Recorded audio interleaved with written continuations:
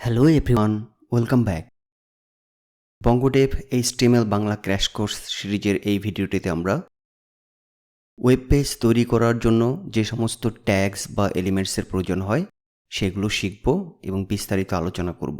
HTML এর এই tags বা এলিমেন্টসগুলোকে বিল্ডিং ব্লকসও বলা হয়। একটা বিল্ডিং তৈরি করার জন্য যেমন ইট, পাথর, বালি এসব দিয়ে একটা ব্লক তৈরি করে করে স্ট্রাকচার তৈরি করা হয় একটা বিল্ডিংয়ের। ওয়েব পেজ তৈরি করার জন্য আমাদের কন্টেন্টসগুলোকে সাজিয়ে ব্রাউজারে রেন্ডার করা বা প্রদর্শন করার জন্য বিভিন্ন ধরনের আমরা ট্যাগস ইউজ করি, সেগুলোকে আমরা বিল্ডিং ব্লকসও বলছি। তো এই বিভিন্ন ধরনের ট্যাগসগুলো ব্যবহার করার সময় আমাদের কন্টেন্টের উপর ভিত্তি করে সেই ট্যাগগুলো আমরা ব্যবহার করি। যেমন হচ্ছে অনেক সময় আমরা টেক্সচুয়াল ট্যাগ ইউজ করি। তো টেক্সচুয়াল ট্যাগস ব্যবহার করার কারণ হচ্ছে আমাদের টেক্সট রিলেটেড যে সমস্ত কন্টেন্ট প্রদর্শন করতে হবে সেগুলোর বিভিন্নভাবে প্রদর্শন করার জন্য বিভিন্ন ট্যাগস ব্যবহার করি। যেমন হচ্ছে আমাদের যদি হেডিংস থাকে, তারপর হচ্ছে প্যারাগ্রাফ থাকে, তারপর আমাদের টেক্সটের কোনো একটা অংশকে বা একটা ওয়ার্ডকে যদি বোল্ড করতে হয় বা আইটালিক করতে হয়, তারপর ছোট করতে হয়, বড় করতে হয়, তারপর অনেক সময় আমাদের হোয়াইট স্পেস লাগে। তো হোয়াইট স্পেস আমাদের ওয়েব পেজে বা টেক্সটের মধ্যে গ্যাপ দেওয়ার জন্য শুধু কিবোর্ডের হোয়াইট স্পেস বাটনটা চাপ দিলেই হবে না, এটা একটা লেখার নিয়ম আছে। কারণ এই HTML বোঝে না যে আপনি কি হোয়াইট স্পেস দিলেন বা কিবোর্ডে কতগুলো হোয়াইট স্পেস দিয়েছেন, এটা কোনো ম্যাটার করে না। তারপর একটা লিঙ্ক কীভাবে অ্যাড করতে হয় সেই জিনিসগুলো দেখব। এছাড়াও আমরা দেখব বিভিন্ন ধরনের মিডিয়া ট্যাগস কেন ব্যবহার করতে হয়। এর কারণ হচ্ছে আমাদের ওয়েব পেজে যদি একটা ইমেজ বা ছবি ব্যবহার করতে হয়, তারপর ছবির ক্যাপশন বা টাইটেল থাকে, তারপর আমাদের ওয়েব পেজে যদি একটা ভিডিও অ্যাড করতে হয়, অথবা ইউটিউব থেকে একটা ভিডিও নিয়ে এসে আমরা আমাদের ওয়েব পেজে অ্যাড করতে চাই, তারপর আমাদের ওয়েব পেজে যদি আমরা একটা গুগল ম্যাপ ব্যবহার করতে চাই, সেটা কিভাবে করব। আমাদের যদি একটা পিডিএফ থাকে, একটা পাওয়ার পয়েন্ট থাকে, সেই পিডিএফ বা পাওয়ার পয়েন্টটা কীভাবে অ্যাড করতে হবে, এই জিনিসগুলো আমরা বিস্তারিত দেখব, আলোচনা করব এবং শিখব। আমি নূর সিদ্দিক, বঙ্গডেভ চ্যানেলটিতে আপনাদের স্বাগত জানাচ্ছি।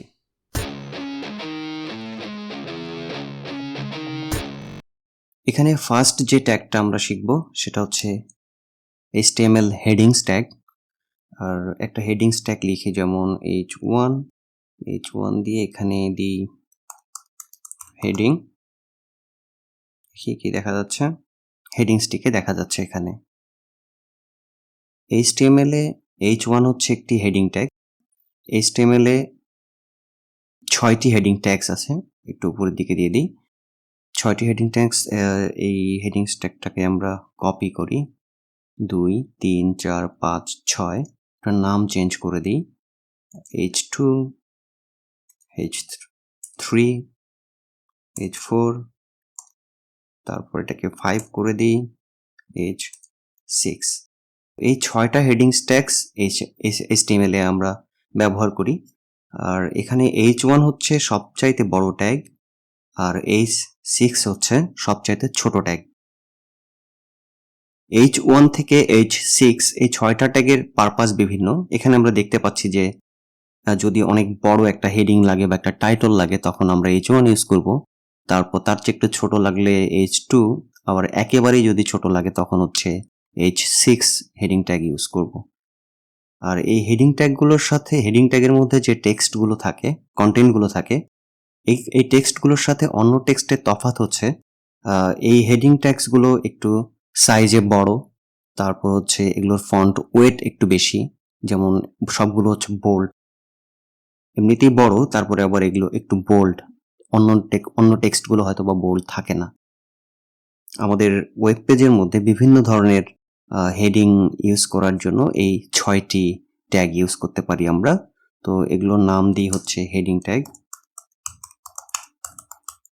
ট্যাগস। এখন এই হেডিং ট্যাগসটা এটা হচ্ছে আমাদের ব্রাউজারে দেখাচ্ছে, কিন্তু আমরা এটা ব্রাউজারে দেখাতে চাই না। দেখাতে না চাইলে এটাকে আমাদের কমেন্ট করে দিতে হয়, বা আমরা একটা নোট হিসেবে রাখতে পারি। কিভাবে রাখতে পারি? একটা লেস দেন চিহ্ন, তারপর এক্সক্লামেশন, 2টা ড্যাশ, আর শেষের দিকে এসে 2টা ড্যাশ আর গ্রেটার দেন চিহ্ন। এটা দিলেই আমাদের কমেন্ট আউট হয়ে যাবে। এখন দেখছি আর এটা নাই, এটা গায়েব হয়ে গেছে। তো এটাকে কমেন্টস করা বলে। HTML এর মধ্যে এভাবে কমেন্টস করা যায়। তারপর এটা তো সিঙ্গেল লাইন দেখলাম, আবার হতে পারে যে অনেকগুলো লাইন আমাদের কমেন্ট আউট করতে হতে পারে। যেমন লাইন 1, তারপর লাইন 2, লাইন 3। এখন অনেকগুলোই যদি লাইন থাকে, সেই লাইনগুলোকে আবার কিভাবে করব? ঠিক একইভাবেই আমাদের কমেন্টস আউট করতে হয়। একটা লেস দেন, তারপর এক্সক্লামেশন চিহ্ন, ড্যাশ ড্যাশ, শেষের দিকে এসে ড্যাশ ড্যাশ, গ্রেটার দেন চিহ্ন। এভাবে HTML এ সিঙ্গেল লাইন বা মাল্টি লাইন কমেন্টস করা যায়। এটা আমরা মুছে দিই, এই ট্যাগগুলো মুছে দিই। এখানে একটা ট্যাগ রাখি, আর এটার নাম দিই হচ্ছে welcome to my website. Fine, দেখি কি দেখাচ্ছে। আমরা কেউ আমাদের ওয়েব পেজে আসলে একটা মেসেজ দিতে চাই, গ্রিটিংস মেসেজ দিতে চাই যে welcome to our website, welcome to my website, তাই না? তারপর এখানে আরেকটা যেটা ট্যাগ শিখবো সেটার নাম হচ্ছে হরাইজন্টাল রুল ট্যাগ, HR।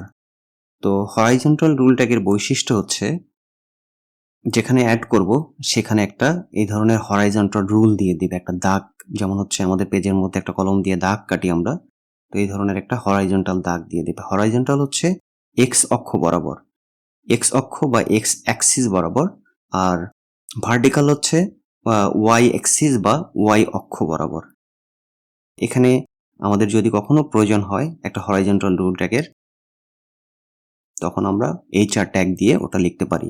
এটা CSS দিয়েও করা যায়, যেহেতু CSS আমাদের উদ্দেশ্য নাই টিউটোরিয়ালের মধ্যে, তাই আমরা দেখছি HTML এ একটা হরাইজন্টাল রুল কিভাবে আঁকতে হয়। তারপর আমরা একটা প্যারাগ্রাফ এখানে লিখি। প্যারাগ্রাফ লেখার জন্য আমাদের P ট্যাগ ইউজ করতে হয়। P ট্যাগের মধ্যে this is a paragraph। ওকে, আমাদের প্যারাগ্রাফটি দেখা যাচ্ছে। প্যারাগ্রাফে সাধারণত এক বা একাধিক লাইন থাকে। আমাদের যখন এক বা একাধিক লাইন লেখার দরকার হবে একত্রে, তখন আমরা P ট্যাগ ইউজ করব বা প্যারাগ্রাফ ট্যাগ ইউজ করব। আর প্যারাগ্রাফে যদি আমাদের একাধিক লাইন দরকার হয়, তো এমনিতেই আমরা এখানে ডামি টেক্সট ইউজ করতে পারি। যদি আমরা এখানে লিখি LOREM, লরেম, আর যে কয়টা ওয়ার্ড যাবো, লরেম 10 দিলে 10টা ওয়ার্ড দিয়ে আমাদেরকে সেন্টেন্স দিবে। আবার যদি লরেম 20 লিখি, 20 ওয়ার্ডস দিয়ে একটা প্যারাগ্রাফ দিবে আমাদেরকে। এটা খুব ইউজফুল যে লরেম 10 বা 20 দিয়ে আমরা ইজিলি একটা প্যারাগ্রাফ, ডামি টেক্সট পেতে পারি প্যারাগ্রাফের জন্য। এটাকে আমরা P ট্যাগ বলি। এখন দেখি আমাদের ওয়েবসাইটে যদি 3টা সেকশন থাকে, যেমন হচ্ছে ইন্ট্রোডাকশন, ডেসক্রিপশন অ্যান্ড কনক্লুশন, তাহলে আমাদের নিশ্চয়ই এখানে একটা ট্যাগের দরকার হবে। আমরা হেডিং ট্যাগ ইউজ করতে পারি। H3 যদি ইউজ করি, এটাকে বলি হচ্ছে ইন্ট্রোডাকশন। ফাইন, ইন্ট্রোডাকশন দেখাচ্ছে। আবার ডেসক্রিপশনের জন্য একই কাজ করি, এটাকে কপি করে এখানে পেস্ট করি, এটাকে দিই ডেসক্রিপশন।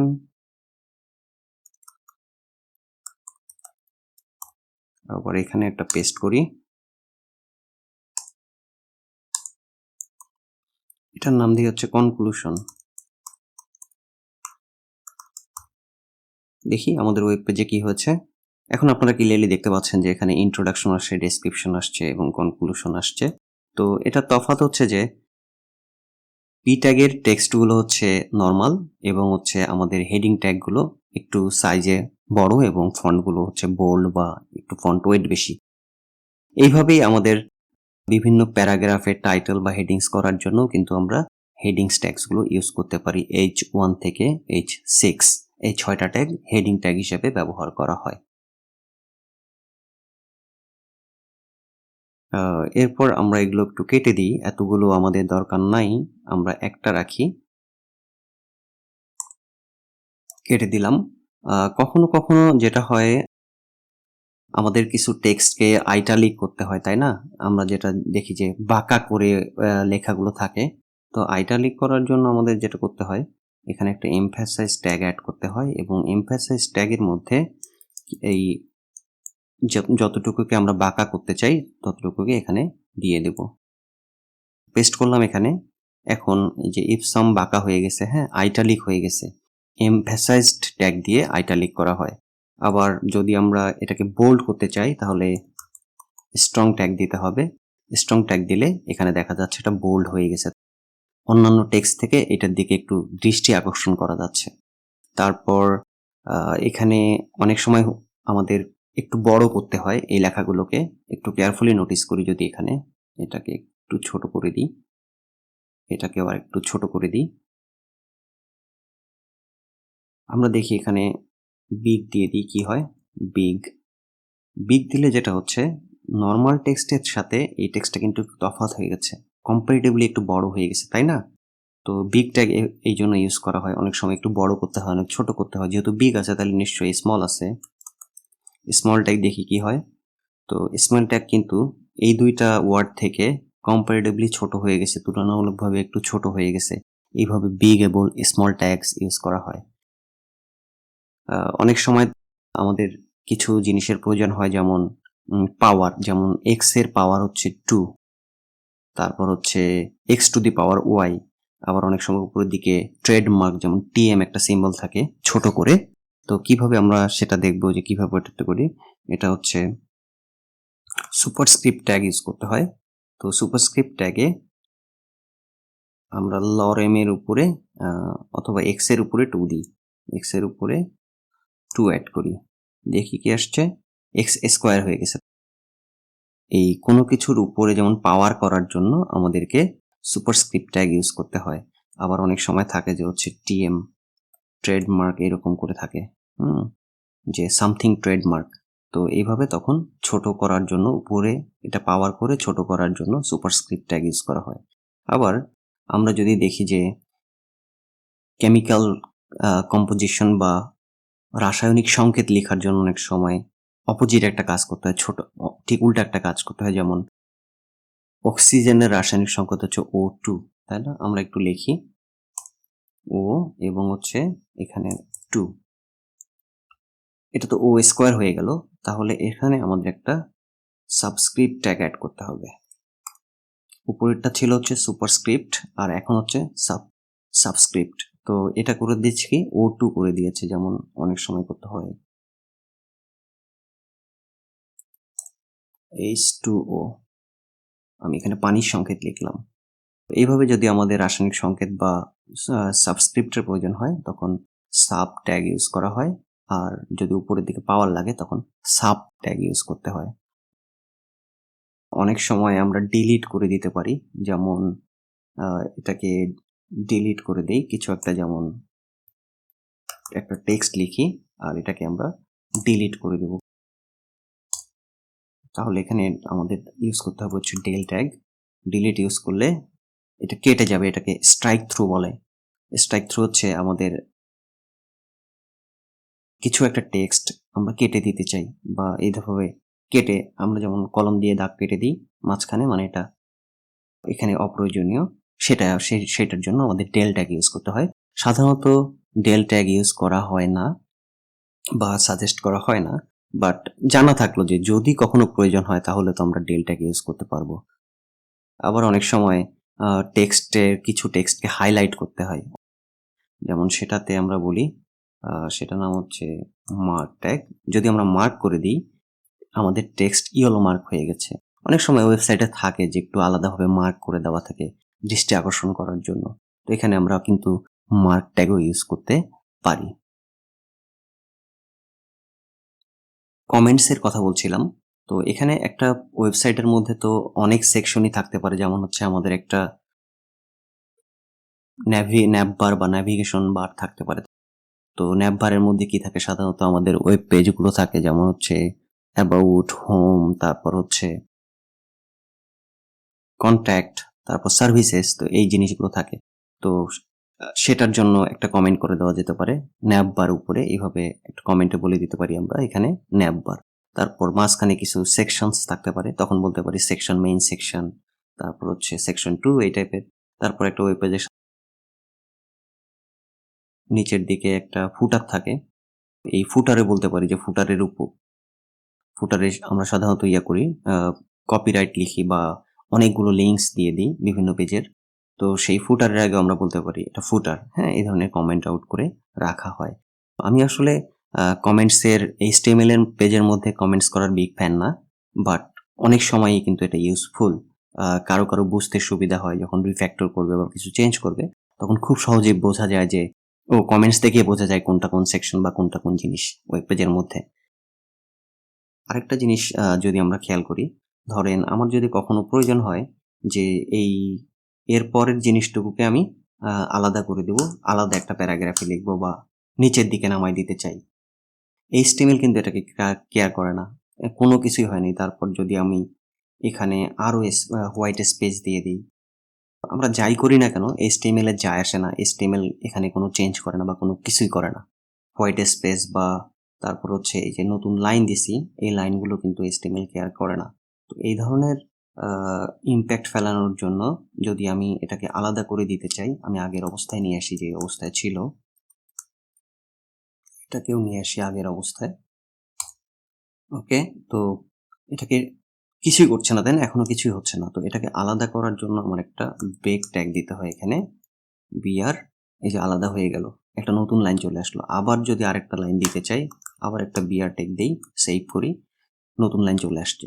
তো এভাবে বিআর মানে ব্রেক ট্যাগ দিয়ে একটা নতুন লাইন অ্যাড করা হয় HTML এর মধ্যে। তো আমরা এতক্ষণ দেখলাম কিভাবে আমাদের ওয়েবসাইটে একটা নিউ লাইন অ্যাড করতে হয়।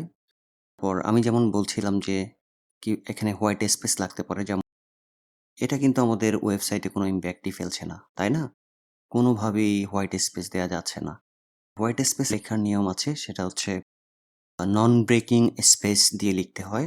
একটা অ্যান্ড চিহ্ন, এটাকে অ্যাম্পারস্যান্ড বলে। Ampersand, AMPERSAND, Ampersand. পার্সেন্ট এবং এরপরে লিখতে হবে NBSP দিয়ে একটা সেমাইকোলন দিতে হবে। তো এখন যদি আপনারা ক্লিয়ারলি দেখেন, সিট কিন্তু সরে গেছে। তারপর আবার যদি আমাদের এটাকে লাগে, এটাকে কপি করি, আরেকটা যদি আমাদের হোয়াইট স্পেস লাগে এখানে অ্যাড করে দেই, কিন্তু আরেকবার সরে গেছে। তারপর হচ্ছে আবার এখানে অ্যাড করে দেই, এখানে অ্যাড করি, এখানে অ্যাড করি। তো এখানে আমরা ক্লিয়ারলি দেখতে পাচ্ছি অনেকগুলো সরে গেছে। তো আমাদের যদি কখনো হোয়াইট স্পেস প্রয়োজন হয়, তখন আমরা পার্সেন্ট NBSP সেমাইকোলন এটা দিয়ে আমরা হোয়াইট স্পেস অ্যাড করব। এটা অনেক সময় দরকার হয় আমাদের ওয়েবসাইটে। তারপর আমাদের ওয়েবসাইটে যদি লিখতে হয় অ্যান্ড, যেমন হচ্ছে এখানে যদি আমি লিখি হি অ্যান্ড শি, তো হি অ্যান্ড শি এভাবে আমরা লিখতে পারি, সমস্যা নাই। কিন্তু HTML এ এটাকে লেখা হয় পার্সেন্ট দিব, মানে অ্যান্ড চিহ্ন, তারপর AMP, এভাবে HTML এর মধ্যে অ্যান্ড লেখা হয়। এটা অ্যান্ড লেখার নিয়ম। তারপর আমাদের এই জিনিসগুলোকে এন্টিটি বলা হয়, যেমন নন ব্রেকিং, স্পেসিং এটা, তারপর অ্যাম্পারস্যান্ড মানে অ্যান্ড লিখলাম যেটা, সেমাইকোলন, তো সেমাইকোলনটা ভুলে যাওয়া যাবে না, সেমাইকোলনটা লিখতে হবে, এভাবে লেখা হয়। অনেক সময় আমাদের ওয়েবসাইটে লেস দেন এবং গ্রেটার দেন চিহ্ন লিখতে হতে পারে। যেমন আমরা যদি লিখি এখানে একটা প্যারাগ্রাফ টেক দেই, তারপর হচ্ছে 3 ইজ লেস দেন 5, এভাবে লিখতে পারি আমরা, তাতে কোনো সমস্যা নাই। কিন্তু HTML এ এটা লেখা হয় এভাবে, একটা অ্যাম্পারস্যান্ড বা অ্যান্ড চিহ্ন দিতে হবে, LT হচ্ছে লেস দেন দিয়ে একটা সেমাইকোলন, 3 লেস দেন 5 হয়ে যাচ্ছে। আবার যদি আমাদের গ্রেটার দেন লাগে, এটাকে কপি করি, GT দিলেই হয়ে যাবে। হ্যাঁ, GT হচ্ছে গ্রেটার দেন, যেমন 5 গ্রেটার দেন 3, এভাবে লেস দেন এবং গ্রেটার দেন। তারপর আমাদের আবার আরো কিছু চিহ্ন লিখতে হতে পারে। আমরা যদি পাউন্ড লিখতে চাই, পাউন্ড লিখতে চাইলে লিখতে হবে, এটাকে কেটে দেই, অ্যাম্পারস্যান্ড বা অ্যান্ড লিখতে হবে পাউন্ড, পাউন্ড লিখে একটা সেমাইকোলন দিলেই পাউন্ড হয়ে যাবে। তারপর আবার যদি আমরা ডলার লিখতে চাই, এটাকে কপি করি, কেটে দিই এটাকে ডলার, হ্যাঁ, তো ও ডলার চিহ্ন আমাদেরকে দিয়ে দিচ্ছে। তারপর সেন্টস লিখতে হতে পারে, ডলারের ছোট অংশটা CNT, তাহলে সেন্টস দিয়ে দিবে আমাদেরকে। ইউরো লিখতে পারি আমরা, তো ইউরো যদি লিখতে চাই এটাকে কপি করি, ইউরো লিখলেই হবে, আমাদেরকে ইউরো চিহ্নটা দিয়ে দিবে। তো এখানে নিশ্চয়ই আপনারা দেখতে পাচ্ছেন এইভাবে এই জিনিসগুলো লিখতে হয়। তারপর আমাদের ওয়েবসাইটে অনেক সময় ট্রেডমার্ক লিখতে হতে পারে, যেমন হচ্ছে একটা ব্লগের বা একটা ওয়েবসাইটের নিচের দিকে কপিরাইট দেওয়া থাকে, কপিরাইট। তো কপিরাইট চিহ্ন লেখার জন্য এখানে একটা প্যারাগ্রাফ দিয়ে দিই, আর এখানে লিখতে হবে অ্যান্ড চিহ্নটা দিব আমরা, অ্যান্ড চিহ্নটা দিয়ে এখানে দেব কপি, কপি দিয়ে সেমাইকোলন অ্যাড করতে হবে, তাহলে কপি চলে আসলো এখানে। তারপর এটাকে আমরা যদি রেজিস্টার্ড চিহ্ন দিতে চাই, তো REG দিলেই রেজিস্টার্ড চিহ্নটা চলে আসবে। আবার অনেক সময় কোড লিখতে হয়।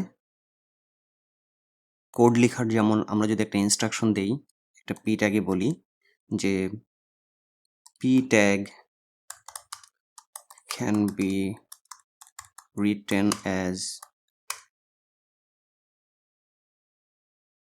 যে আমরা অনেক সময় ইনস্ট্রাকশন দিতে চাচ্ছি, যদি আমাদের ব্লগ, আমাদের এডুকেশন ব্লগ থাকে,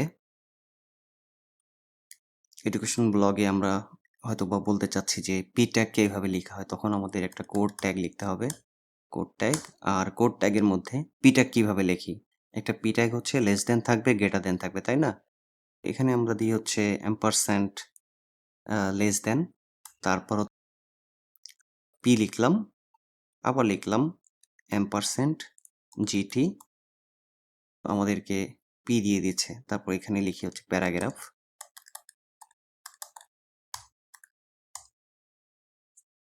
প্যারাগ্রাফ লিখলাম। তারপর শেষে আবার কি থাকবে, শেষে পি ট্যাগটাকে ক্লোজ করে দিতে হবে, তাহলে ওখানে লিখি অ্যাম্পারস্যান্ড লেস দেন, তারপর একটা ফরওয়ার্ড স্ল্যাশ, পি ট্যাগটাকে এর জন্য পি লিখি, আর এটাকে ক্লোজ করে যাওয়ার জন্য গ্রেটার দেন চিহ্ন দিতে হবে, অ্যাম্পারস্যান্ড জিটি দিলাম। এভাবে আমাদের অনেক সময় কোড লিখতে হতে পারে যে পি ট্যাগ এইভাবে লিখতে হয়। তো এক্সাম্পল হিসেবে এখানে বলে দিলাম যে পি ট্যাগ। তো আমাদের ব্লগে অনেক সময় এভাবে কোড লিখতে হতে পারে। এগুলো খুবই দরকারি জিনিসপত্র, এটা জানাটা ভালো। এখন আমরা দেখব আমাদের ওয়েবসাইটে আমরা কিভাবে লিঙ্ক অ্যাড করতে পারি। তো এগুলোকে আমি কেটে দিই, এই পর্যন্ত থাক।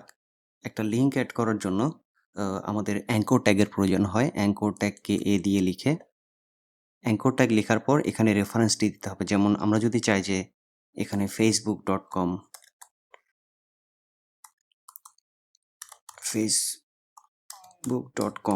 তো এই পেজটাতে যাবে, এখানে একটা এক্সটার্নাল লিঙ্ক অ্যাড করতেছি, কিন্তু এখানে কিন্তু কিছুই দেখাচ্ছে না। এগুলো একটু মুছে দিই, এটা দরকার নাই, ভালো কথা, একটু সুন্দর দেখাবে আমাদের এখানে। কিন্তু আমি কিছু দেখতে পাচ্ছি না। তার কারণ হচ্ছে এখানে আইদার একটা টেক্সট দিতে হবে, অথবা একটা সিম্বল দিতে হবে, বা একটা কোনো একটা লোগো দিতে হবে। তো আমরা যদি বলি এখানে গো টু ফেসবুক, এখানে কিন্তু চলে আসছে গো টু ফেসবুক, এখানে একটা লিঙ্ক চলে আসছে। এখানে ক্লিক করলে কি হবে, ও ফেসবুকে চলে যাবে। আপনারা ফেসবুক দেখতেই পাচ্ছেন, আমার ফেসবুক পেজটা চলে আসছে। তো আমরা নিশ্চয়ই চাবো না যে আমার পেজ থেকে কেউ সরে যাক। আমরা চাবো যে আমার পেজেই থাক, কিন্তু এখানে ক্লিক করলে যেন এখানে আরেকটা নতুন ট্যাব ওপেন হয়। তো সেটা করার জন্য এটাকে যদি আমরা কপি করি, এখানে একটা অ্যাট্রিবিউট অ্যাড করতে হবে, target attribute, target equal to double quotation underscore blank.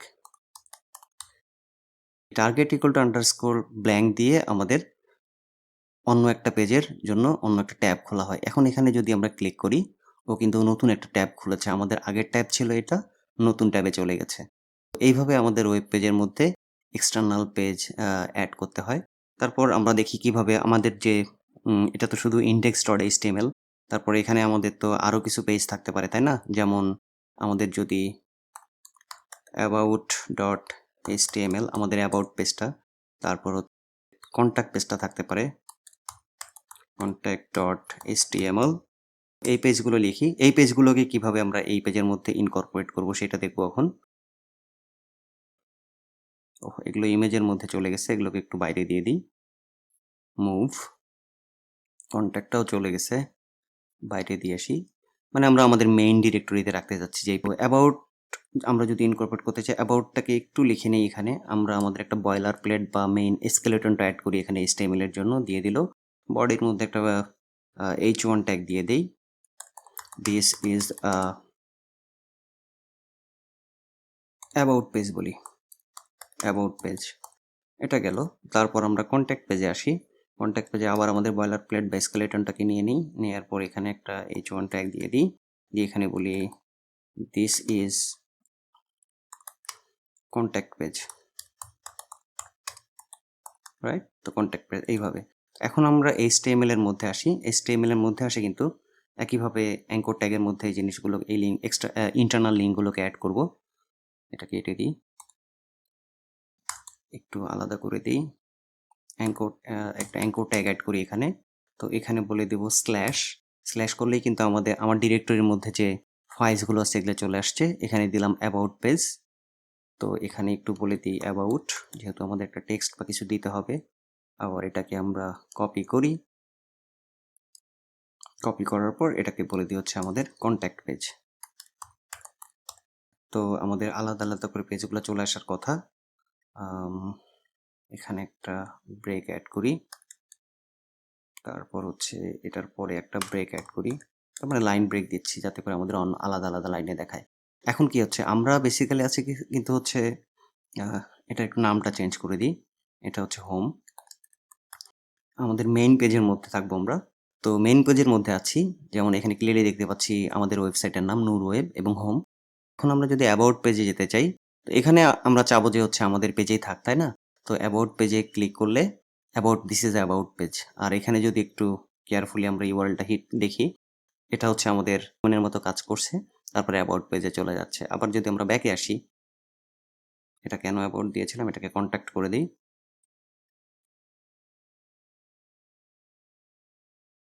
ও, এটার নাম হবে হচ্ছে কন্ট্যাক্ট পেজ। এটা কেটে দিই, সেভ করি। তো কন্ট্যাক্ট পেজে গেলে আবার কন্ট্যাক্ট পেজে আমাদের নিয়ে যাবে। This is a contact page. Anyways, স্পেলিংটা ভুল হয়ে গেছে। কন্ট্যাক্টটিকে ঠিক করে দিই, contact page. This is a contact page. এইভাবে আমরা ইন্টারনাল লিঙ্ক অ্যাড করতে পারি। ইন্টারনাল লিঙ্ক মানে হচ্ছে আমাদের যে পেজগুলো থাকবে, আমাদের এখানে যে ডিফারেন্ট পেজগুলো থাকে, সেটা হচ্ছে অ্যাঙ্কর ট্যাগের মধ্যে প্রত্যেকটা পেজ অ্যাড করে দিই। আর এক্সটার্নাল লিঙ্ক যদি প্রয়োজন হয় তাহলে এক্সটার্নাল লিঙ্ক দিয়ে দিই।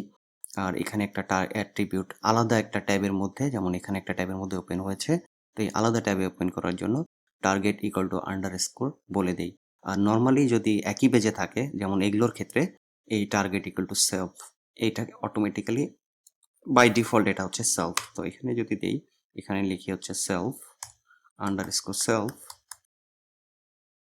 তাতে কিন্তু কোনো সমস্যা নাই, কারণ এখানে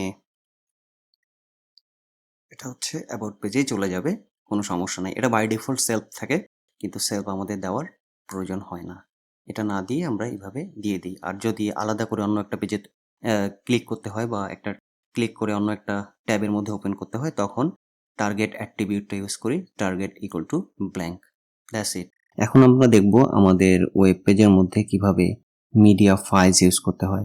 যেমন মিডিয়া ফাইলস বলতে আমি বলছি কিছু মিডিয়া ট্যাগস, যেমন ইমেজ কিভাবে অ্যাড করব আমরা, ভিডিও কিভাবে অ্যাড করব, একটা পিডিএফ থাকলে বা একটা পাওয়ার পয়েন্ট থাকলে, তো এই জিনিসগুলো কিভাবে অ্যাড করতে হয় সেগুলোই আমরা এখন দেখব।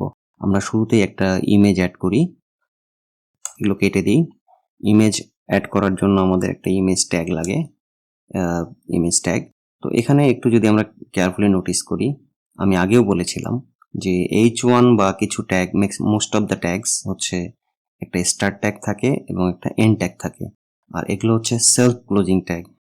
যেমন কি হয়, লেস দেন দিয়ে শুরু হয়, তারপর ট্যাগটার নাম, তারপর একটা ফরওয়ার্ড স্ল্যাশ গ্রেটার দেন দিয়ে শেষ হয়। হরাইজন্টাল রুল ট্যাগটাও কিন্তু হচ্ছে একটা সেলফ ক্লোজিং ট্যাগ। অনেক সময় একটু কঠিন হয়ে যায় যে কোনটা আসলে কোন ট্যাগের স্টার্ট এবং এন্ড থাকবে, আবার কোনটা সেলফ ক্লোজিং ট্যাগ। অধিকাংশ টেক্সট এডিটরই অনেক স্মার্ট ও বুঝতে পারে যে কোন ট্যাগটা লাগবে, এবং আমাদের কিবোর্ডে যদি আমরা ট্যাব বাটনটা চাপ দিই, তো আমাদের ওই কমপ্লিট একটা ট্যাগ দিয়ে দেয়। সো তখন আমাদের কনফিউজড হওয়ার দরকার নাই যে আসলে এটা কি আমার সেলফ ক্লোজিং ট্যাগ নাকি স্টার্ট ট্যাগ বা ওপেনিং ট্যাগ আছে, মনে রাখারও দরকার পড়ে না। তবে এটা খুবই ইউজফুল, এই ধরনের শর্টকাট টেকনিক ইউজ করা যায়। ট্যাগের নামটা লিখে আমাদের হচ্ছে কিবোর্ডের ট্যাব বাটনটা চাপ দিলেই ওই ট্যাগটা পুরোপুরি দিয়ে দেয়। হ্যাঁ, এখন আমরা ইমেজ অ্যাড করতে যাচ্ছিলাম, একটু এখানে দেখি যে ইমেজ কিভাবে অ্যাড করব। ইমেজ অ্যাড করার জন্য এখানে যে জিনিসগুলো দেখছি সেটা হচ্ছে একটা সোর্স মানে হচ্ছে ইমেজের সোর্সটা কি, ইমেজ কোত্থেকে আসতেছে, ইমেজ কি আমাদের এই যে ডাইরেক্টরি, যেটা আমাদের মেইন ডাইরেক্টরি হচ্ছে HTML টিউটোরিয়াল যে ফোল্ডারটা, তো এই ফোল্ডারের মধ্যেই আছে নাকি হচ্ছে অন্য কোথাও থেকে আসতেছে। যদি আমাদের এই ফোল্ডারের মধ্যে থাকে, মেইন ফোল্ডারের মধ্যে আমি দেখছি আমাদের একটা ইমেজ আছে হচ্ছে এই যে HTML ফাইভ আইকন। এটাকে অ্যাড করার জন্য আমি যদি দেই /HTML ফাইভ আইকন, খুব সহজেই আমার ব্রাউজার কিন্তু এটা দেখাচ্ছে। ব্রাউজারে আমরা ইমেজটা দেখতে পাচ্ছি। এখানে আইকো ট্যাগ আছে। যদি আমাদের ইমেজ থাকে .png বা jpeg এই ধরনের থাকবে, সেটা আমরা অ্যাড করতে পারি, খুব ইজিলি করতে পারি। আর এটাকে এই পাথটাকে বলা হচ্ছে রিলেটিভ পাথ। কেন রিলেটিভ বলছি? আমার index.html টেক্সট এই ফাইলটা রিলেটিভ হচ্ছে, এই ফাইলটার রিলেটিভ একটা পাথ আছে। তো রিলেটিভ পাথটা হচ্ছে এই ফোল্ডারের মধ্যে, তাই না? তো এই ফোল্ডারটা হচ্ছে এটা রিলেটিভ পাথ।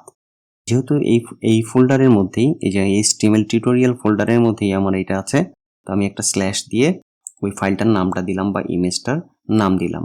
সে খুব সহজেই আমাদেরকে রেন্ডার করে দিল। আর ইমেজ বা ভিডিও বা ফাইলস থাকলে আলাদা আলাদা ফোল্ডার করাটাই হচ্ছে বেটার।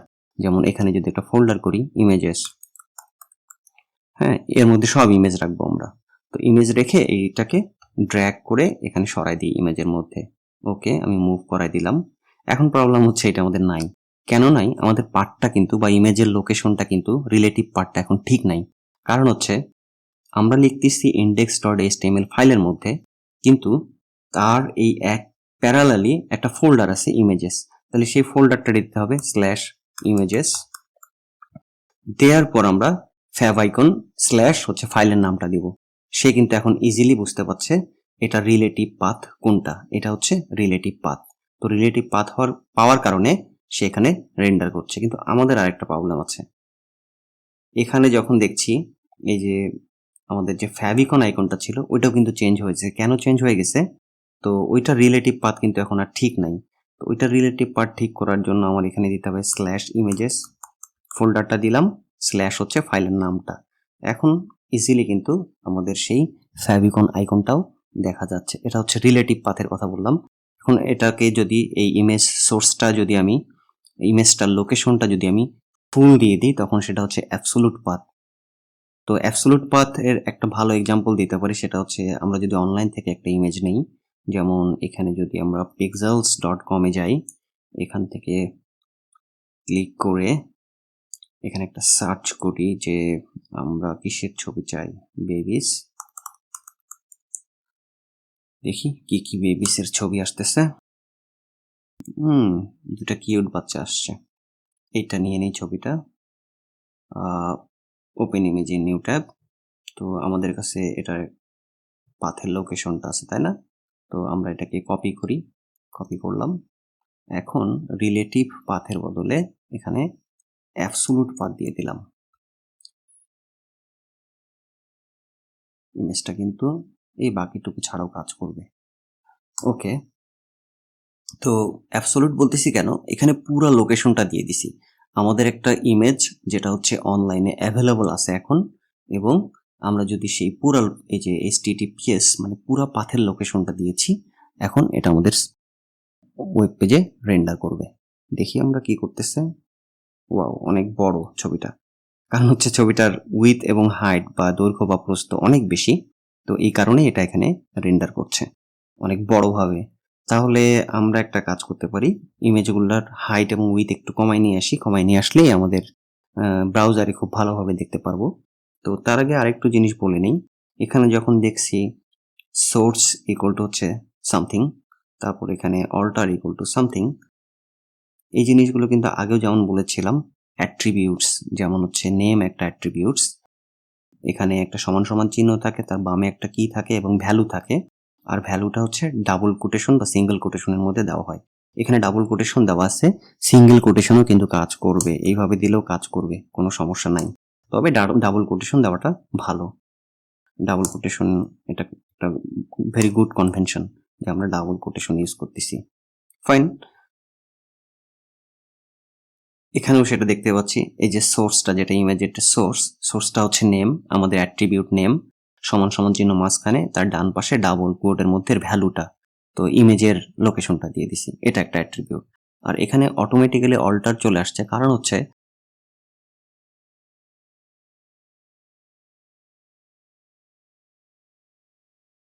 আচ্ছা, যদি এই ইমেজটা আমাদের হচ্ছে কাজ না করে অনলাইন থেকে সরিয়ে ফেলা হয়, বা আমাদের এখানে যে ইমেজটা এটা যদি ডিলিট করে দেই বা ইমেজটা ভালোভাবে কাজ না করে, ফাংশন না করে, তখন ইমেজটার বদলে আমরা একটা টেক্সট দিয়ে দিই। যেমন এটাকে একটু চেঞ্জ করি, এরকম করে নষ্ট করে ফেলি। এখন কিন্তু আর লোকেশনে পাওয়া যাবে না। সো ইমেজটা নাই। তো ইমেজ থাকলে না থাকলেও যেন কিছু একটা দেখায়, বেবি ইমেজ। আমরা এখন এখানে আসলে দেখব ইমেজটা ব্রোকেন, কিন্তু বেবি ইমেজ টেক্সটটা দেখা যাচ্ছে। তো এখানে বোঝা যাচ্ছিল একটা ইমেজ আছে, সামহাউ ইমেজটা রেন্ডার করছে না বা ইমেজটা ব্রোকেন বা ফাংশনাল না, কিন্তু টেক্সটটা দেখা যাচ্ছে। যে আমরা এখন ক্লিয়ারলি বুঝতে পারছি এখানে একটা ইমেজ ছিল। অল্টার যে টার্মটা আছে, alter equal to baby images, এটাও কিন্তু একটা অ্যাট্রিবিউট। অল্টার হচ্ছে অ্যাট্রিবিউট নেম, মাঝখানে সমান চিহ্ন, তার ডান পাশে ডাবল কোটের মধ্যে এর ভ্যালুস। হ্যাঁ, আমরা আবার ইমেজটাকে একটু ঠিক করি, দেখি ভালো মতো কাজ করছে কিনা। হ্যাঁ, কাজ করছে। তো এখানে যে জিনিসটা অ্যাড করতে চাচ্ছিলাম আমি, সেটা হচ্ছে আমাদের ইমেজ ট্যাগ। এইটা ইমেজ ট্যাগের মধ্যে অল্টার একটু দিয়ে দিই, হচ্ছে বেবি ইমেজ। ভালো কথা, একটু ছোট বড় করি। ছোট বড় করার জন্য একটা ইমেজের হাইট থাকে আর উইথ থাকে। তো হাইট হচ্ছে খাড়া, মানে ভার্টিক্যালি বা উচ্চতা, এই এই ওয়াই এক্সিস বা ওয়াই অক্ষ বরাবর তার উচ্চতা কত। আর হাইট হচ্ছে হরাইজন্টালি বা এক্স এক্সিস বা এক্স অক্ষ বরাবর। তো আমরা যদি বলি এখানে হচ্ছে উইথ ইকুয়াল টু দিলাম, আর একটা দেব হচ্ছে হাইট ইকুয়াল টু সামথিং। এগুলোও কিন্তু হচ্ছে এক একটা অ্যাট্রিবিউট, উইথ এবং হাইট। ইমেজের উইথ কত হবে, দৈর্ঘ্য কত হবে এবং প্রস্থ কত হবে। তো আমরা যদি এটাকে দিই, হচ্ছে উইথ হচ্ছে 300 আর হাইট হচ্ছে 500। দেখি কি হয় এখন। এটা যদি লোড করি, ইমেজটা আমাদের ছোট হয়ে গেছে, তাই না? এখানে যে আমরা উইথ দিয়েছি 500, হাইট দিয়েছি 500, উইথ দিয়েছি 300। সো উইথ হচ্ছে এতটুকু জায়গা, যে এক্স অক্ষ বরাবর এর প্রস্থ কতটুকু, আর হাইট হচ্ছে উচ্চতা কতটুকু বা ওয়াই অক্ষ বরাবর এই ছবিটা কতটুকু হবে। এটাকে আমরা অ্যাট্রিবিউট বলছি, দুইটাই অ্যাট্রিবিউট। আর এই দুইটা টার্ম যখন আসছে, এখানে খুব কমন একটা টার্ম আসে, সেটা হচ্ছে আসপেক্ট রেশিও। একটা ইমেজের আসপেক্ট রেশিও হচ্ছে এর উইথ ভার্সেস হাইট। তার মানে হচ্ছে আমার উইথ যদি 300 দেই, হাইট দিছি 500, এটা হচ্ছে আসপেক্ট রেশিও। যদি এটাকে আবার একটু আমরা হাইটটাকে আরেকটু কি করব, বাড়াই দিব। হাইটটাকে যদি আমরা আরেকটু বাড়াই দিই, 800 করে দিই, সমস্যাটা কি হয় দেখি আমরা। ছবিটা একটু বিকৃত হয়ে গেছে, তাই না? ডিস্টোর্টেড হয়ে গেছে। আসলে উইথের সাথে হাইটের ভালো মিল নাই। উইথ হচ্ছে এতটুকু, হাইট লম্বা হওয়ার কারণে বাচ্চাদের ছবিগুলো লম্বা হয়ে গেছে এবং ওয়েবসাইটে দেখতে বিশ্রী লাগতেছে। এই আসপেক্ট রেশিও সুন্দরভাবে মেনটেন করার জন্য আমাদের উইথ এবং হাইটের যে কোনো একটা অ্যাট্রিবিউট ইউজ করলেই হয়। হাইট কেটে দিই। হাইট যখন 300 দিচ্ছি, তাহলে কি হচ্ছে একটু ব্রাউজারে এসে দেখি। ছবিটা কিন্তু খুব সুন্দরভাবে অ্যাডজাস্ট করেছে, তাই না? যে কোনো একটা অ্যাট্রিবিউট ইউজ করে দিচ্ছি, browser automatically aspect ratio maintain করে নেবে। ইমেজের হাইট বা উইথ অনুযায়ী যে কোনো একটা দিলে আরেকটা অটোমেটিক্যালি ফিক্স হয়ে যাবে আমাদের ব্রাউজারে। হ্যাঁ, তখন উইথ 300 হলে এই ইমেজটার আসপেক্ট রেশিও মেনটেন করবে, যে সেটা হচ্ছে যে এটার কতটুকু হাইট হইতে হবে। যেহেতু উইথ 300 দিছি, তো ইমেজটার সুন্দরভাবে রেন্ডার করার জন্য বা সারফেস করার জন্য আসপেক্ট রেশিওর কারণে এর হাইটটা কিন্তু অটোমেটিক্যালি ফিক্স হয়ে যাবে, একটা অস্বাভাবিক হাইট নেয় নাই। ঠিক আছে? আবার যদি শুধু হাইট দিতাম, ও কিন্তু একটা অস্বাভাবিক উইথ নিত না। এটাই হচ্ছে aspect ratio, height versus with কতটুকু হবে। ইমেজ ট্যাগের মধ্যে অনেক সময় ইমেজের নিচে লেখা থাকে, যেমন ফিগার সামথিং, ফিগার কিছু একটা, তাই না? বা ইমেজ, এভাবে একটা ক্যাপশন থাকে। তো ক্যাপশন লেখার জন্য আমাদের ইমেজটাকে আমরা একটা ট্যাগের মধ্যে এনক্যাপসুলেট করব। সেই ট্যাগটার নাম হচ্ছে ফিগার ট্যাগ। একটা হচ্ছে ট্যাগের মধ্যে ফিগার ট্যাগের মধ্যে এনক্যাপসুলেট করব। ভালো কথা, ইমেজটাকে কেটে এখান থেকে নিয়ে এসে এখানে পেস্ট করে দিলাম। এখন দেখি কোনো সমস্যা আছে কিনা। না, কোনো সমস্যা নেই, ফাইন। এই ফিগার ট্যাগের মধ্যে ইমেজ ট্যাগটা দিব এবং ইমেজের সব মেটাডাটা দিয়ে দেব, যেমন হচ্ছে সোর্স কি, তারপর অল্টার ট্যাগ দিয়ে দিব, তারপর উইথ হাইট যদি থাকে, উইথ কতটুকু চাই, হাইট কতটুকু চাই সেটা আসপেক্ট রেশিও অনুযায়ী দিয়ে দিব। এখানে ক্যাপশন লেখার জন্য আমাদের আরেকটা ট্যাগ লিখতে হয়, সেটার নাম হচ্ছে ফেক ক্যাপশন। ফেক ক্যাপশন, এটাকে স্টার্ট করে দেই। ওকে, অটোমেটিকলি চলে আসছে ফেক ক্যাপশন। আর এই ফেক ক্যাপশনের ভিতরে আমাদের বলতে হয় ওই ফিগারের ক্যাপশনটা, যেমন হচ্ছে পিকচার অসাম বেবিস। হ্যাঁ, সুন্দর একটা ক্যাপশন দিয়ে দিলাম। তো এখানে আসি দেখি, এখানে পিকচারের একটা ক্যাপশন বসে গেছে, পিকচার অসাম বেবিস। HTML5 এইভাবে একটা পিকচার যদি দিই আমরা এবং পিকচারে একটা ক্যাপশন দিতে চাই, তাহলে ফিগার একটা ট্যাগ দিব যেটা হচ্ছে স্টার্ট, যেটার স্টার্ট এবং এন্ড ট্যাগ থাকে। তারপর ইমেজ ট্যাগটার মধ্যে দরকারি জিনিসপত্র দিয়ে দিব, আর ফিগ ক্যাপশন ট্যাগের ভিতরে এসে আমরা এই ক্যাপশনটা দিয়ে দিব। যেহেতু ইমেজ নিয়ে কথা বলছি, এখন খুব একটা দরকারি কথা বলে রাখি, আমাদের যে কোনো সাইজের ইমেজ দিলেই চলবে না আমাদের ওয়েবসাইটে। সাইজ বলতে বোঝাচ্ছি ইমেজটার অ্যাকচুয়ালি কত মেগাবাইট বা কত কিলোবাইট। হ্যাঁ, তো ওয়েবসাইটে বড় ইমেজ দেওয়ার অসুবিধাটা হচ্ছে যদি আমাদের ইউজাররা ব্রাউজ করে এবং আমাদের ইমেজটা লোড হতে থাকে আস্তে আস্তে আস্তে আস্তে, কারণ বড় অথবা ইন্টারনেট অনেক স্লো, তখন কিন্তু খুবই অ্যানোয়িং এটা ইউজারদের জন্য। হ্যাঁ, তো সেই জন্য আমাদের যেই কাজটা করতে হবে, ইমেজের যত ছোট সাইজে দেওয়া যায় তত ভালো। যেমন আমি একটা এক্সাম্পল দেখাচ্ছি, আমার এখানে একটা ইমেজ আছে 1.5 মেগাবাইট, এটা কিন্তু অনেক ডেঞ্জারাস। তো ডেফিনেটলি এটার সাইজ কমায় ফেলতে হবে। আর ইমেজটা হচ্ছে এটা। তো আমরা সাইজ কমাতে পারি যদি আমাদের অ্যাডোবি কোনো সফটওয়্যার ইউজ করেন কেউ, অথবা কারো কোর্সে কোনো ইমেজ এডিটর থাকে, তাহলে খুব সহজেই কিন্তু আমরা ইমেজের সাইজ কমাই নিতে পারি, হ্যাঁ, এডিট করে। অথবা অনলাইনেও অনেকগুলো টুলস আছে, জাস্ট রিসাইজ ইমেজ দিয়ে সার্চ দিলেই হবে। আমি একটার এক্সাম্পল দেখাচ্ছি, যেমন টাইনি পিএনজি। এখানে আইদার পিএনজি, জেপিজি, .jpg অথবা জেপেগ, যে কোনো ধরনের মোটামুটি ফাইল এখান থেকে কম্প্রেস করে ফেলা যায়।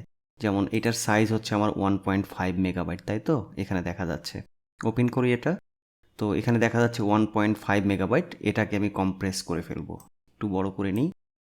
ফিনিশ হয়ে গেছে। এখন যদি আমি এটাকে ডাউনলোড করি, ডাউনলোড করলে যেটা দেখব, ডেফিনেটলি এটার ফাইল সাইজ অনেক কমে গেছে। এখানে দেখা যাচ্ছে 9.68, তার মানে 1.5 মেগাবাইট থেকে প্রায় 33% কমে গেছে সাইজ এটার। হ্যাঁ, এইভাবে আমরা অনলাইন থেকে ইমেজ রিসাইজ করতে পারি। আর এই ইমেজ রিসাইজ করা বা ইমেজ অপটিমাইজ করা, এটা কিন্তু খুবই ইম্পর্ট্যান্ট ব্যাপার। আর যারা ওয়েব ডেভেলপমেন্ট করি তাদের জন্য এটা খুবই ইম্পর্ট্যান্ট ব্যাপার। এই জিনিসটা মাথায় রাখতে হবে যাতে আমরা আননেসেসারি অনেক বড় ফাইল না দিই, ফাইলগুলোকে রিসাইজ করে ফেলি বা একটু ছোটে করে ফেলি, কোয়ালিটি ঠিক রাখে। তাহলে তো আমাদের মোটামুটি এখন একটা আইডিয়া হয়ে গিয়েছে যে কিভাবে আমরা আমাদের ওয়েবসাইটে একটা ইমেজ বা ফিগার অ্যাড করব, সাথে ফিগারের ক্যাপশন সহ। এখন আমরা দেখব, যদি আমরা আমাদের ওয়েবসাইটে একটা ভিডিও অ্যাড করতে চাই, তাহলে কিভাবে ভিডিওটা অ্যাড করা যায়। আর ভিডিও অ্যাড করার জন্য আমাদের নতুন আরেকটা ট্যাগ লাগবে, সেটার নাম হচ্ছে ভিডিও ট্যাগ। এই ভিডিও ট্যাগের মধ্যে আমাদের ভিডিওর সোর্সটা বলে দিতে হবে, যে এই ভিডিওটা কোত্থেকে আসতেছে। এটা যদি অ্যাবসোলুট পাথ হয়, অ্যাবসোলুট পাথ মানে একটা ইন্টারনেটের লাইভ একটা ইউআরএল আছে, সেটা হতে পারে। আর যদি আমাদের এই ডিরেক্টরিতে থাকে যেখানে আমরা কাজ করছি, এখানে ফাইলগুলো যদি রেখে থাকি, তাহলে সেটাকে আমরা রিলেটিভ প্যাথটা দিয়ে দিব।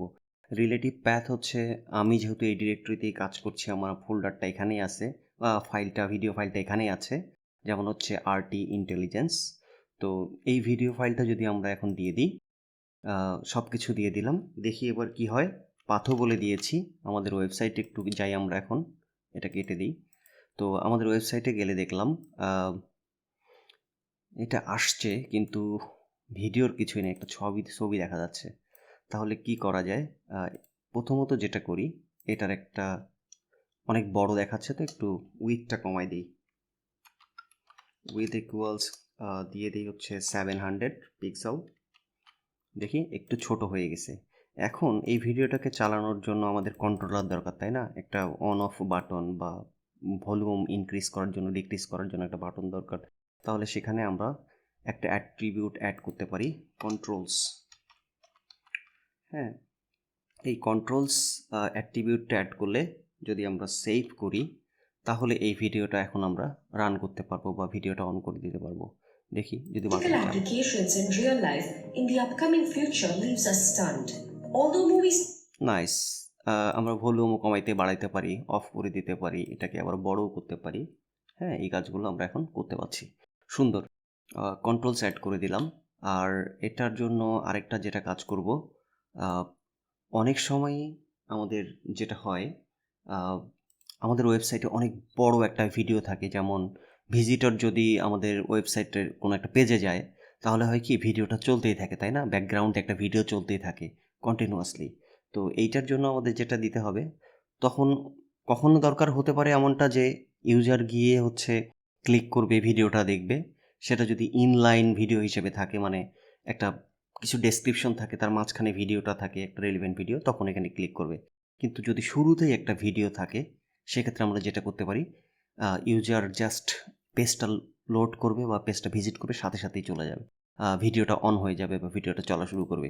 সেই জন্য আমরা যে দিতে পারি অটো প্লে একটা অ্যাট্রিবিউট আছে। আরেকটু বলে নেই, এটা যেমন একটা অ্যাট্রিবিউটস, এসআরসি মানে সোর্স ইকুয়াল টু কোন সোর্সটা, কি এবং ভ্যালু। তো এটাও অ্যাট্রিবিউট হতে পারে, শুধুমাত্র একটা কিওয়ার্ডস দিয়ে অ্যাট্রিবিউট হতে পারে। যেমন কন্ট্রোলস একটা অ্যাট্রিবিউট, তারপর অটো প্লে একটা অ্যাট্রিবিউট। কেমন? এখন দেখি আমরা একটু সেভ করলে কি হয়।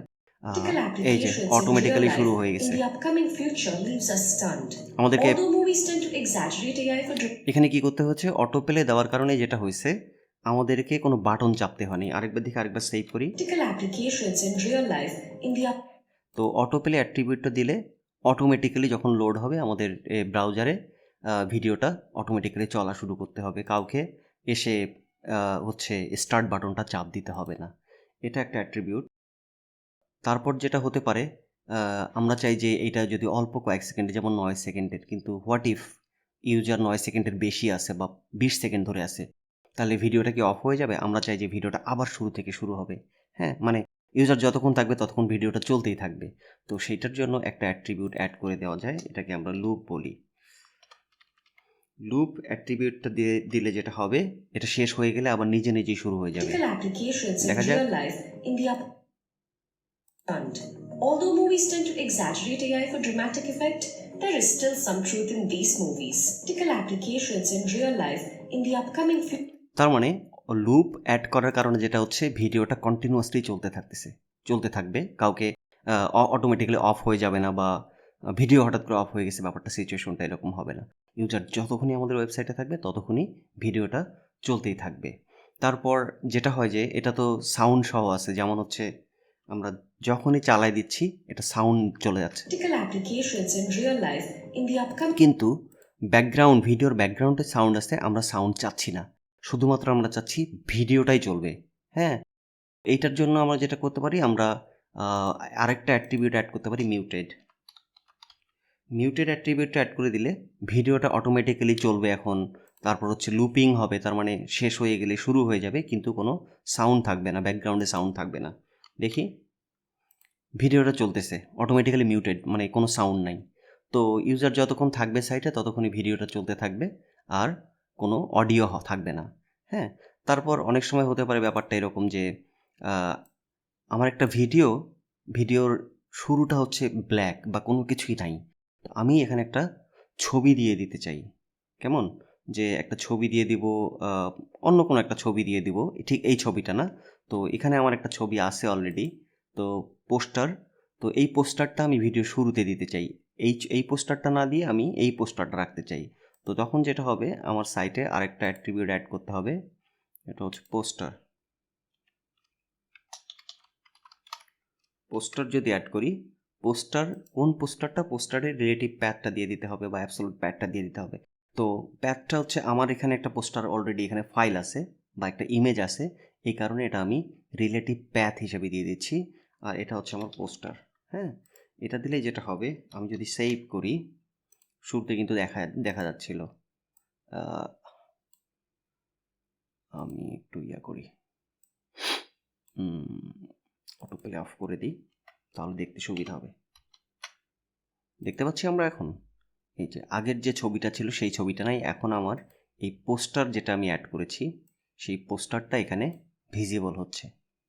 ঠিক এভাবেই আমরা আমাদের ওয়েবসাইটে একটা ভিডিও অ্যাড করতে পারি এবং ভিডিও কন্ট্রোল করতে পারি, অটো প্লে করে দিতে পারি, তারপর হচ্ছে লুপ করে দিতে পারি, যাতে করে হচ্ছে ভিডিওটা কন্টিনিউসলি চলতে থাকবে, কখনো বন্ধ হবে না। ফুলি ভিডিওটা ভালো লেগেছে।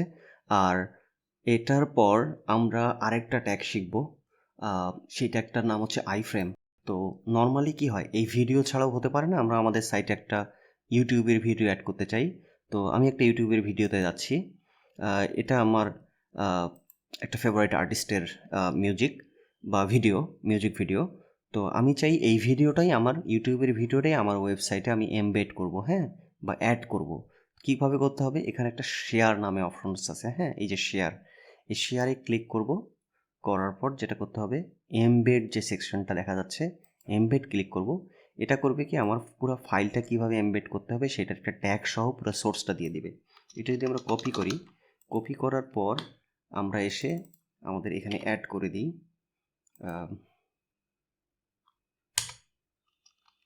ওকে দিলাম। এখন যেটা হচ্ছে, আইফ্রেম নামে একটা ট্যাগ বসে গেছে। এটা কিন্তু যেমন ভিডিও ট্যাগ আছে, ইমেজ ট্যাগ আছে, আইফ্রেম। তো ইউটিউব ভিডিও অ্যাড করার জন্য আইফ্রেম ট্যাগ ইউজ করা হয়। এখানে অ্যাট্রিবিউট দেওয়া আছে, অ্যাট্রিবিউটগুলো আমরা প্রয়োজন মতো অ্যাড করতে পারি। তারপর সবশেষে ইউটিউবের কিছু আদার অ্যাট্রিবিউটস দেওয়া আছে। ফাইনালি যেটা করা আছে, আইফ্রেম ট্যাগটার একটা ক্লোজিং ট্যাগ দেওয়া আছে, স্টার্ট ট্যাগ আছে শুরুর দিকে, আর এন্ড ট্যাগটা একটা ফরওয়ার্ড স্ল্যাশ দেওয়া আছে, হ্যাঁ। তো আইফ্রেম স্টার্ট ট্যাগ এবং এন্ড ট্যাগ। এখন আমরা দেখি এটা কী হয়, আমাদের ভিডিওটা আমাদের সাইটে পাই কিনা। আমরা আমাদের ওয়েবে যাই, এখন গেলাম, ইউটিউব ভিডিওটা আমাদের ওয়েবসাইটে চলে আসছে। এখান থেকে আমরা এখন প্লে করতে পারবো, মানে ইউজাররা প্লে করতে পারবে, দেখতে পারবে।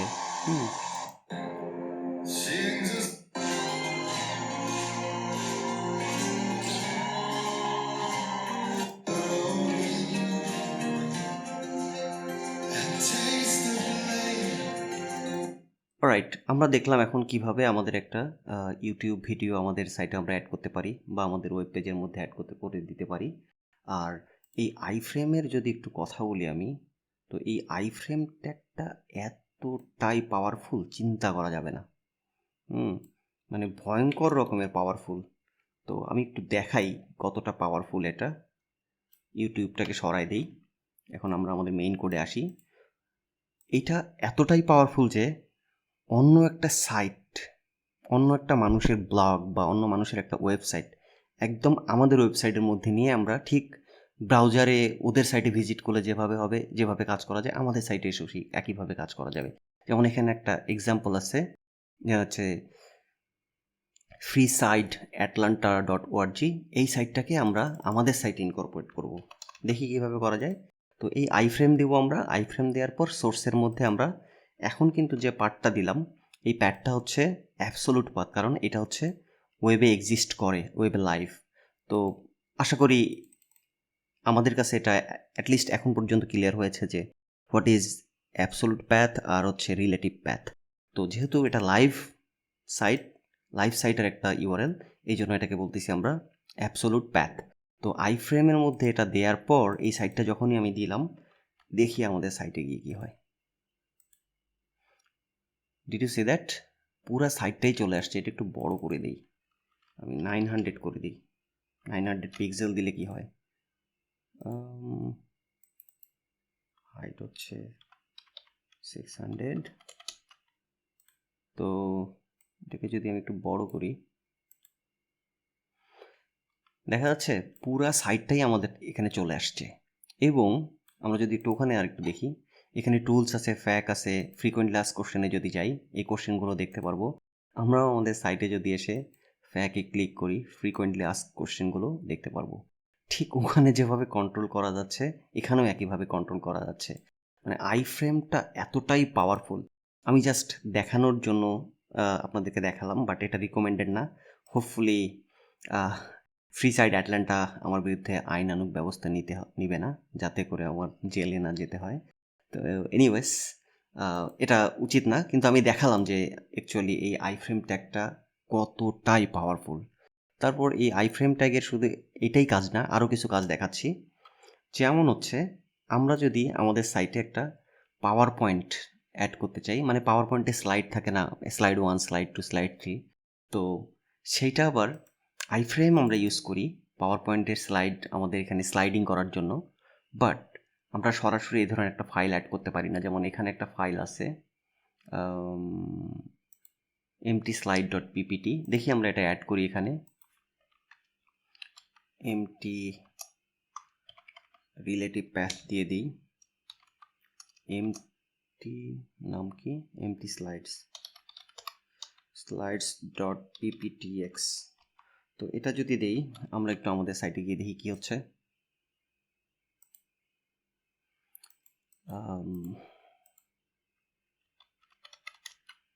এটাকে আমরা কোনোভাবেই দেখতে পাচ্ছি না, মানে স্লাইডটা দেখা যাচ্ছে না। এটা অ্যাকচুয়ালি করবে না, HTML এভাবে আমরা পাওয়ার পয়েন্ট মানে স্লাইড বা PPTX যে স্লাইড বলি, পাওয়ার পয়েন্টের স্লাইড এভাবে অ্যাড করি না আমরা।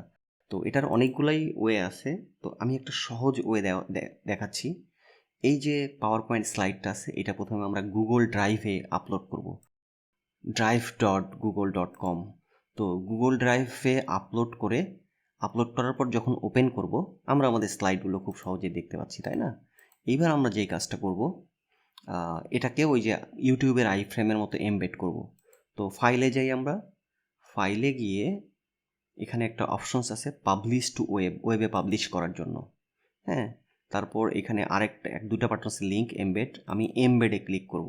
দেখছেন ইউটিউবে যেমন একটা আইফ্রেম সহ একটা সোর্স কোড দিয়ে দিছে, এখানেও আমাদেরকে দিয়ে দিছে। তো আমি এটা কপি করে আমাদের সাইটে আসি, এটাকে রিমুভ করে দিই। এখন আমি এখানে এটাকে অ্যাড করে দিব। ঠিক একইভাবে iframe start tag, end tag এবং হচ্ছে সোর্স আছে, তো সোর্সের মধ্যে পুরো জিনিসটা দিয়ে দিছে। এখন যদি আমরা আমাদের ওয়েবে যাই, একটু রিফ্রেশ করি, স্লাইডগুলো এখানে দেখা যাচ্ছে, হ্যাঁ। ঠিক যেভাবে স্লাইডিং করা যায়, 1, 2, 3, প্রত্যেকটা স্লাইড এখানে আমরা স্লাইড করতে পারছি, হ্যাঁ। এইভাবে পাওয়ার পয়েন্টের স্লাইড বা PPTX স্লাইড আমরা আমাদের সাইটে অ্যাড করতে পারি, যদি কখনো দরকার হয়। আমি দেখিয়ে রাখলাম আর কি। এটা ছাড়াও আরেকটা খুব ইম্পর্টেন্ট জিনিস আমি দেখাবো। অনেক সময় শুধুমাত্র এই ভিডিওই না, ইমেজেই না, বা পাওয়ার পয়েন্ট স্লাইডস না, অনেক সময় হতে পারে আমাদের সাইটের মধ্যে একটা PDF দেখাতে হতে পারে। ধরেন কয়েকটা পেজের একটা PDF ফাইল আছে, হ্যাঁ। তো এই PDF ফাইলটা কীভাবে আমরা এখানে সারফেস করব, সেই জিনিসটা দেখব।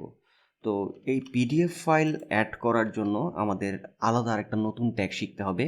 সেই ট্যাগটার নাম হচ্ছে এমবেড ট্যাগ।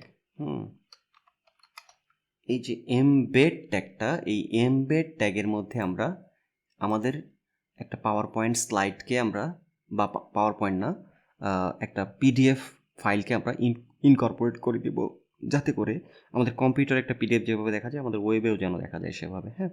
তো এখানে আমরা একইভাবে অ্যাবসোলুট প্যাথ দিতে পারি অথবা রিলেটিভ প্যাথ দিতে পারি।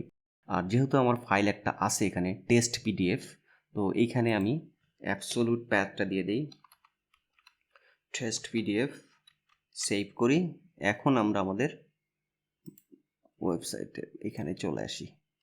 এখানে আসলে যেটা হবে, ওকে, এটা ছিল আমার PDF। এটাকে একটু বড় করি আমি। টাইপটা, এখানে একটা জিনিস আমি ভুলে গেছি। এখানে এই টাইপটা বলতে হয়, আমাদের এই ফাইলটার টাইপ বা অ্যাপ্লিকেশনটার টাইপ কি। টাইপ হচ্ছে আমাদের দিতে হবে application/pdf, এটা দেয়া ভালো। তো আমরা আমাদের ব্রাউজারকে বলে দিলাম যে এটা টাইপ হচ্ছে PDF, হ্যাঁ, ফাইলটার টাইপ হচ্ছে PDF। সুন্দর। এখন আমরা করি এটাকে একটু আরেকটা অ্যাট্রিবিউট এখানে দিয়ে দিই। তো এই এমবেড ট্যাগের মধ্যে অ্যাট্রিবিউট হচ্ছে উইথ দিয়ে দিই, তাই না? হাইট না দিলেও চলবে। উইথ দিয়ে দিই হচ্ছে 700 পিক্সেল দিয়ে দিই। ওকে, এখন দেখি কি হচ্ছে। সুন্দর। আচ্ছা, একটু হাইটও দিয়ে দিই। হাইট ইকুয়ালস হচ্ছে, ধরি 500 দিয়ে দিলাম, 500 পিক্সেল। সুন্দর। দেখা যাচ্ছে একটা PDF। এখন এই PDFটা আমরা ডাউনলোড করতে পারবো। আমাদের কম্পিউটারে। তারপর হচ্ছে পিডিএফটা প্রিন্ট করতে পারবো যদি আমাদের প্রিন্ট করার দরকার হয়। কেউ অন্য ইউজার যদি চায় আর কি পিডিএফটা তার পড়ার জন্য, পড়াশোনা করার জন্য লাগে আর কি। তো এখানে বেসিক্যালি 3টা পেজ। এটা আসলে পাওয়ার পয়েন্টের স্লাইড না, ওইটা দিয়ে আমি একটা পিডিএফ করছি। তো দেখালাম আর কি, পিডিএফ থাকলে এভাবে আমরা একটা পিডিএফ এখানে আমাদের সাইটের মধ্যে অ্যাড করতে পারি। তো এগুলোই ছিল মোটামুটি মিডিয়া ফাইল, কিভাবে বিভিন্ন ধরনের media files, image, video, PDF, তারপর হচ্ছে ইউটিউব ভিডিও বা একটা পাওয়ার পয়েন্ট স্লাইডস অ্যাড করতে চাই আমরা, এই জিনিসগুলো দেখালাম। তো হোপফুলি আপনারা এখন বুঝতে পেরেছেন যে কিভাবে আমরা আমাদের সাইটে মিডিয়া ট্যাগ অ্যাড করতে পারি। অনেক সময় আমাদের ওয়েবসাইটে আমাদের লোকেশনে গুগল ম্যাপ অ্যাড করতে হয়। যেমন হচ্ছে আমরা যদি আমাদের কন্ট্যাক্ট অ্যাড্রেস দিয়ে দিই, দেওয়ার পর বলি যে একটা ম্যাপ দিয়ে দিই, তাতে করে মানুষের অনেক সময় সুবিধা হয় যে আমাদের লোকেশন কোথায়। এটা আমার অফিস অ্যাড্রেস হতে পারে, তারপর আমার ব্যবসা প্রতিষ্ঠানের অ্যাড্রেস হতে পারে, তারপর বা কোনো একটা ইনস্টিটিউটের অ্যাড্রেস হতে পারে। তো এখন সেটাই দেখব আমরা কিভাবে আমাদের ওয়েবসাইটে আমরা একটা গুগল ম্যাপ অ্যাড করতে পারি। তো গুগল ম্যাপ অ্যাড করার জন্য আমরা প্রথমে গুগল ম্যাপে যাব, google.com/maps।